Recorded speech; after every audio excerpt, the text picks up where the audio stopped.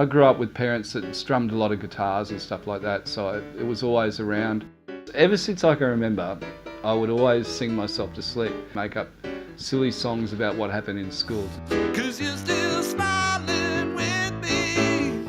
I went to high school in Canada. They had a really good music program, heaps of instruments, and as a result I ended up, getting on a lot of them and learning how to play them.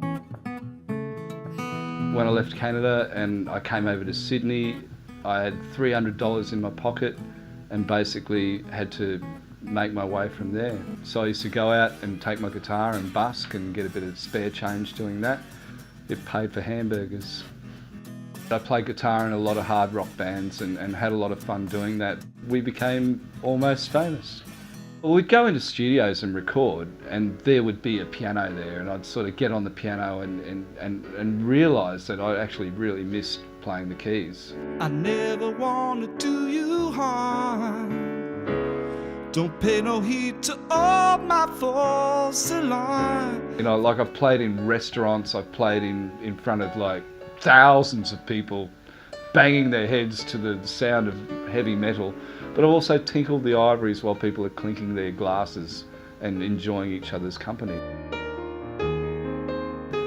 I love a broad scope of music, but I'd like to think that I've got a blues rock heart. It's a little bit funny, this feeling inside. If I'm going to cover somebody's song, it could be any sort of genre of song, but generally when I do it, it's going to end up sounding like me. It's going to have that blues lilt, it's going to have that sort of flavour, it's going to end up mine. And you can tell everybody that this is your song. Yeah, I'm doing a fair number of band gigs, rock and roll, urban blues, slick sort of stuff. A lot of Pianoman gigs, just soloist, and writing when I can.